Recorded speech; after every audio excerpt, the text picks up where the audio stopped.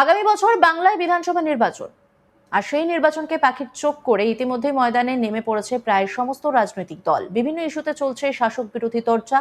এরই মাঝে বড় খবর, গত পঞ্চায়েত নির্বাচনে হুগলির আরামবাগ সাংগঠনিক জেলার খানাকুলে 11টি পঞ্চায়েত হাতছাড়া হয় তৃণমূলের। এই নিয়ে দলের সর্বভারতীয় সাধারণ সম্পাদক অভিষেক ব্যানার্জির সঙ্গে দলেরই ওই নেতা রামেন্দ্র সিংহ রায়ের একটি ভিডিও কনফারেন্স সোশ্যাল মিডিয়ায় ছড়িয়ে পড়েছে। বিজেপি অভিযোগ, রামেন্দ্র সিংহ রায় অভিষেক ব্যানার্জির কাছে দরবার করেছেন এবং বলেছেন যে পুলিশ প্রশাসনকে কাজে লাগিয়ে ওই এলাকা পুনরুদ্ধার করার জন্য। বৃহস্পতিবার খানাকুলের বিজেপি বিধায়ক সুশান্ত ঘোষ সোশ্যাল মিডিয়ায় ওই ভিডিও পোস্ট করেন। বিজেপির অভিযোগ, ওই ভিডিওতে রামেন্দ্র সিংহ রায়কে বলতে শোনা যাচ্ছে ওই এলাকায় 93 পঞ্চায়েতের মধ্যে 11টি পঞ্চায়েত তৃণমূলের হাতছাড়া। এই জায়গা একটু বিপজ্জনক অবস্থায় আছে। আমি নিজে ঘুরেছি, এটা প্রশাসনকে দলের থেকে দেখতে বলতে হবে।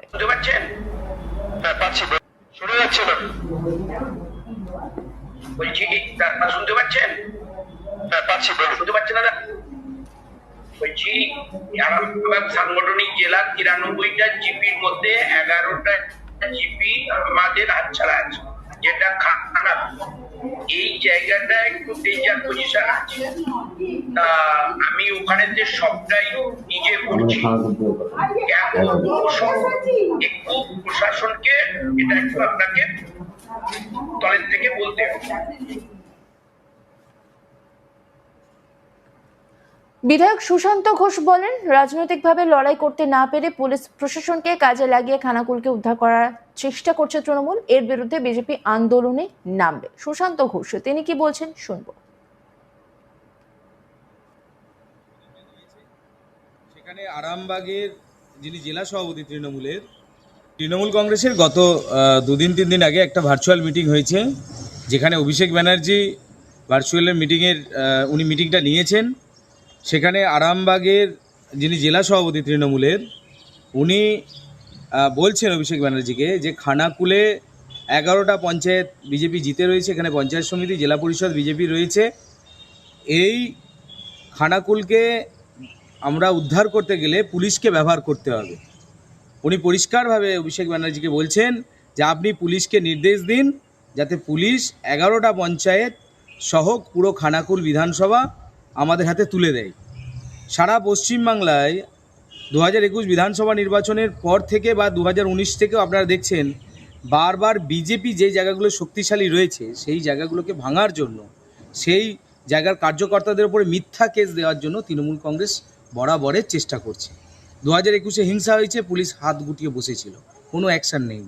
আবারও আমরা দেখতে পাচ্ছি ঠিক 2026-এ যখন নির্বাচন আসতে চলেছে তার আগে তৃণমূলের ভার্চুয়াল মিটিংয়ে এই ধরনের বক্তব্য যে পুলিশকে ব্যবহার করে খানাকুলকে উদ্ধার করে দিতে হবে, প্রশাসনকে সমস্ত রকমভাবে কাজে লাগাতে হবে।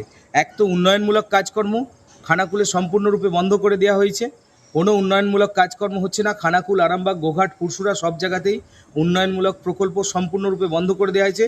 তৃণমূলের নেতা নেত্রীরা সমস্ত টাকা লুট করছে, আর সেখানে পুলিশকে ঠুটো জগন্নাথ বানিয়ে কাজ করানোর চেষ্টা হচ্ছে।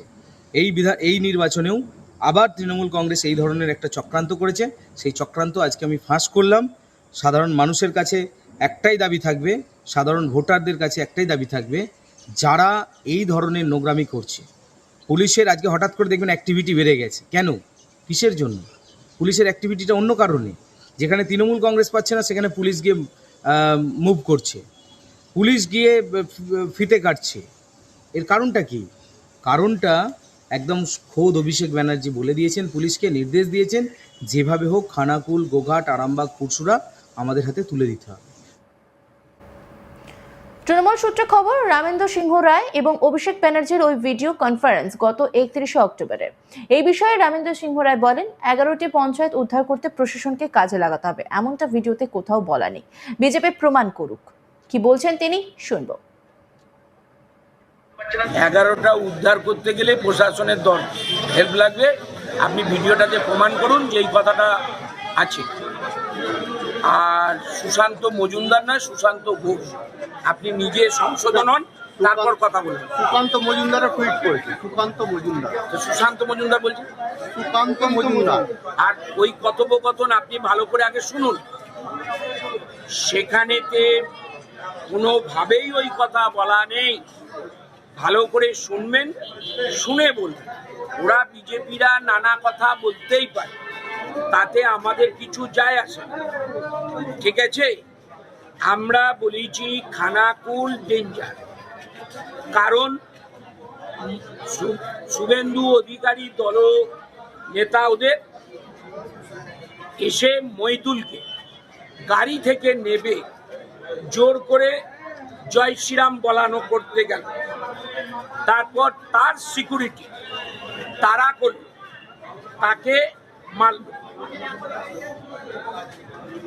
আমাদের একটা বাইক মিছিল, তার উপরেতে বিজেপি হামলা করল।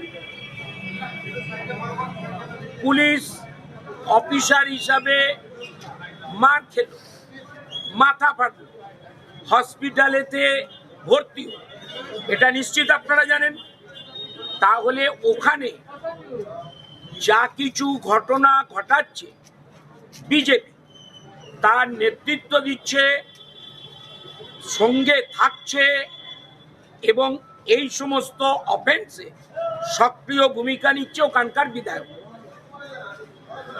সুতরাং একটা রাজনৈতিক দলের যখন ইন্টারনাল আলোচনা হয়, আমি জেলা প্রেসিডেন্ট হিসাবে আমার সুপ্রিমোকে সেটাই জানিয়েছি যে খানাকুলটা আমাদের দলীয়ভাবে দেখতে হবে, ঠিক আছে? ভালো করে ভিডিওটা শুনবেন।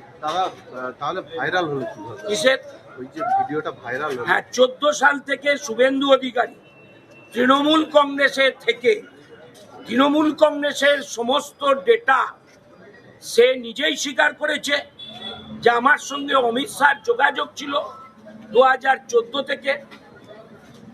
সেই রকম কোনো গদ্দার আমাদের আব্বাস আলী, যে সংখ্যালঘুর জেলার প্রেসিডেন্ট হয়েছে, সে যখন ভার্চুয়াল সভায় যে জায়গাতে জয়েন হয়েছিল, সেখানে কোনো গদ্দার বন্ধু সেজে ঢুকে পড়ে সেটাকে রেকর্ড করে বিজেপির হাতে তুলেছে।